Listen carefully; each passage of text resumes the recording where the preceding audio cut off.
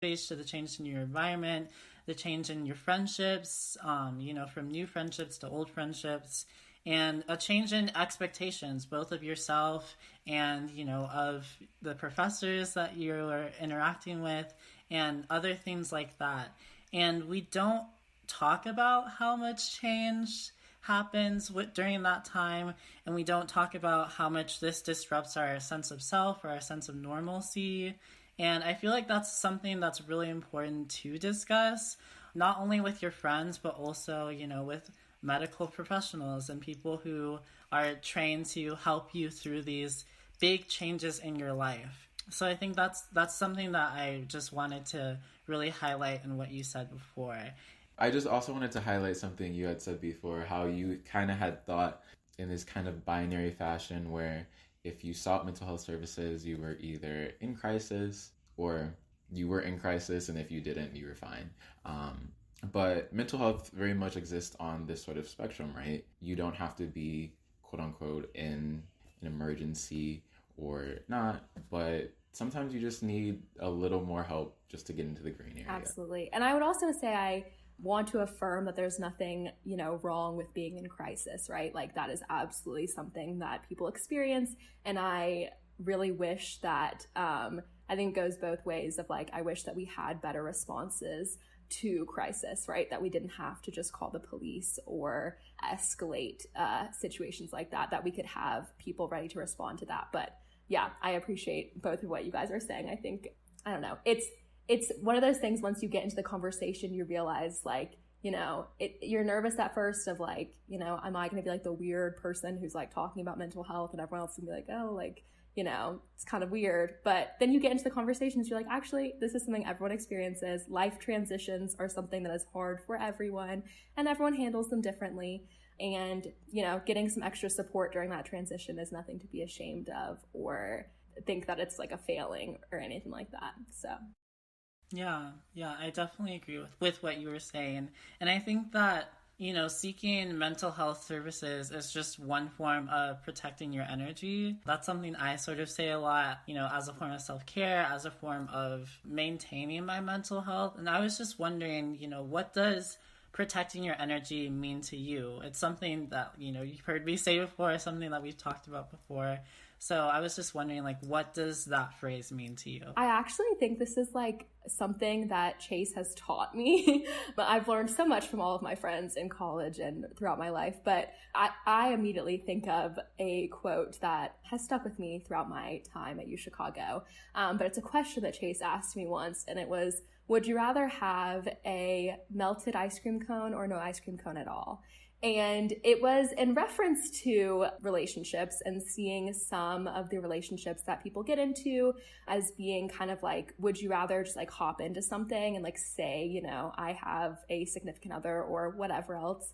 Or would you rather find the person that the right relationship for you and feels like right and respectful and all of the other things that you desire out of a relationship? And I think that applies to, or it should be something that we apply to everything, right? Like, are you gonna immediately take the first, like, I don't know, RSO or whatever else that like pops up or asks you to do something? Or rather, are you going to say, does this feel like something that would be beneficial to me, something that would be fulfilling to me?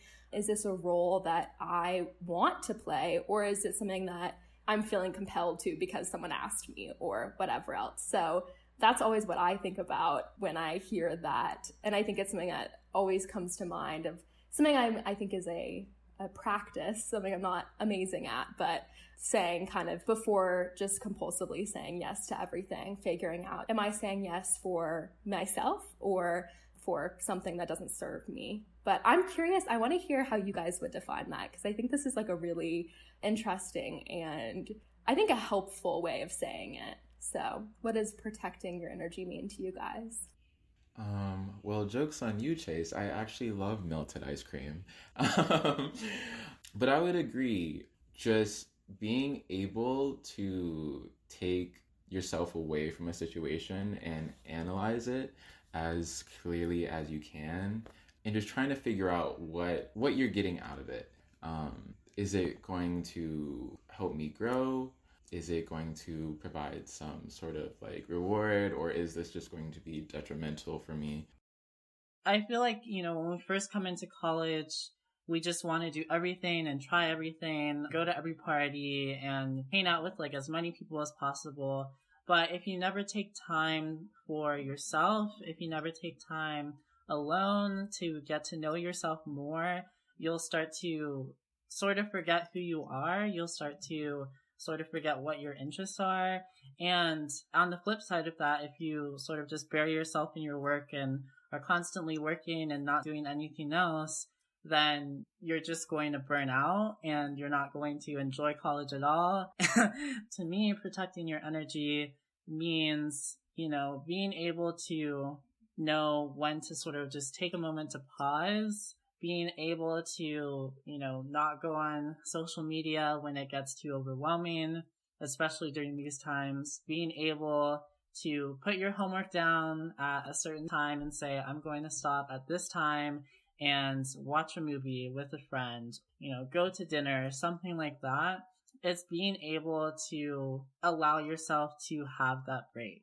Because I feel like college, especially at, a college like ours, it's very easy to just want to do everything all the time, to always be really busy. And it's almost like a race to see who can be the busiest and who can stay up the latest and who can burn themselves out the quickest. And that's a really unhealthy environment to constantly be living in. I think that protecting your energy really means not allowing yourself to get too wrapped up in that, and allowing yourself to take a break, and allowing yourself to be okay with not doing everything all the time. Yeah. And Chase touched upon burnout and this kind of culture, especially here where it's kind of this competition on who can burn themselves out the most. I've definitely been in the presence of conversations where I've heard one person be like, oh, like, how late did you stay up for this test? I like went to bed at like 2, and it's like I went to bed at like 4, and it's just like so unhealthy. But how do you deal with burnout and other college related issues like imposter syndrome? What has your mental health journey been like throughout your college experience? These are big questions. I think especially at UChicago, burnout and imposter syndrome are two huge experiences. I think it's hard because these are 100% things that I still struggle with, and still things that, I'm in my journey of figuring out how to best maneuver. I was talking to Chase earlier this quarter about feeling like online classes were like sparking like some intense imposter syndrome I haven't felt since first year. But that makes me reflect on kind of how I got through it. And I think one of the things that I've leaned on the most that has worked for me is finding community. So finding people in my classes that I can talk to outside of class, finding community. And I think that's become apparent that it's harder to do in our time of Zoom and social distancing and stuff like that. But just trying to like make personal connections and relate with other people in my class and just kind of dismantle that facade that I think we all try to put up in our classes to protect ourselves, but just really be like, I'm struggling with this reading too. There's no way I finished those 100 pages last night. Like, and I'm going to act like I did in front of this class, but after class when we're walking to the library, like we can be real about it and we can complain and all of those things. So I think that has been what's been most helpful to me. And I think same with burnout. I choose not to surround myself with the people who are, competing about how late they stayed up and, the all-nighters they pulled or whatever. And I know everyone kind of navigates on their own, but finding the people who will support me in saying, I'm not prepared for the test tomorrow, but I need to go to sleep, and to find people that say, good for you. You got this. Like, good job choosing yourself, and just like supporting those decisions rather than the people who are like, oh, like that's so lame. Like I'm going to go get an energy drink, whatever. So for me, it's been about finding the people to surround myself with. And I know that is, I'm sure people navigate it differently, but at least I think that's been really helpful to my process.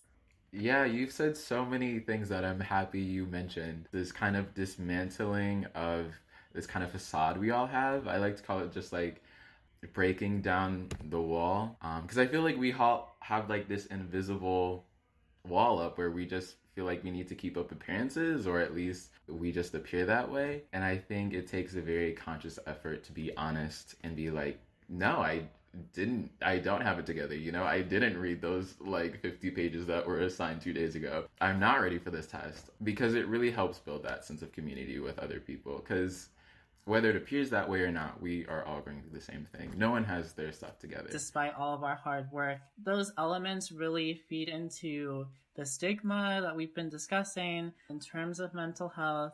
And I just want to ask, Ella, have you ever faced stigma when seeking mental health?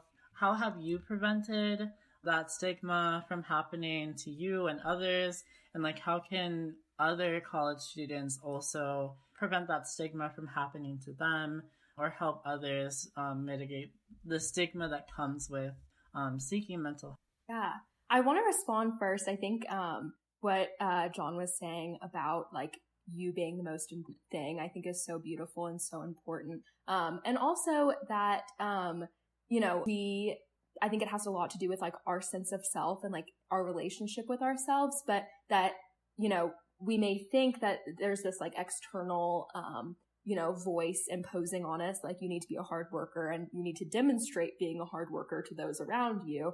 But that, deciding that 100 pages of reading is too much for one person to do in a night and that you need to go to bed because it's midnight is not being lazy. It's not being not a hard worker, right? Like I think that that's an important like thing that I try to remind myself of when I'm getting down on myself or feeling like I'm getting behind in my work or whatever. I'm like, these are not reflections on who I am. I am still a hard worker, or, any of the other things that I feel are true about myself. And just because I couldn't finish a reading for one class, it does not mean that, suddenly I am a failure or something like that. So I really appreciate what you guys are saying and affirming. I think, I wish every single college student could hear this and take it to heart, because I think these are important lessons. So I think in regards to like the stigma question, I think one of the things for me that I had to overcome was this idea that me seeking mental health care would be a sign, or would be some sort of like thing that would say that I was somehow like lesser than, or that I was struggling more than everyone else, or that I was like failing at something. And I think because of my like notion that it really was like something's wrong with you or you're fine, and those are the only two ways of being. So that was something that was important for me to kind of like overcome and just get better into contact with, was that first of all, I didn't have to tell anyone that I was seeking mental health care, right? Like that is a conversation that I could have with people if I wanted to, but ultimately that was my business. And I think that that was something important for me to realize, that like I can tell people on my terms, and I, if I don't ever feel like that's a relationship that needs to know, it's all good. Yeah, I think that that was kind of the like big thing for me. And I know one of the things that like my committee thinks about a lot is that everyone brings their own experiences. And so there's a lot of like culturally modified stigmas around seeking mental health care and stuff like that. And so I wish that sometimes we were a little bit more aware of that in terms of how seeking care works at UChicago, and just like conversations we're having. But I know that there are some really awesome groups on campus that are having conversations around this and affirming this and working within their own communities and stuff like that to bring down some of those walls. So that always gives me hope. But that was my experience, I think, in terms of the things that I was worried about and how I tried to overcome them. Yeah, and I think something that's really important to highlight in what you said is that, this is continuous work going on. Where the nation is at in terms of mental health facilities is not a great place at all, especially when it comes to different BIPOC communities. And I think that though we're not at a good place now, that doesn't mean we won't be in the future. And that doesn't mean that services for Asian, Black, Indigenous, or Latine people don't exist. We'll dig into some of those organizations in KS Activated, but I would like to thank my friend Ella for joining us today, and also whether you're a listener with UChicago or you're a listener at another college campus, it's important as a college student to protect your energy. It's important as a college student to realize that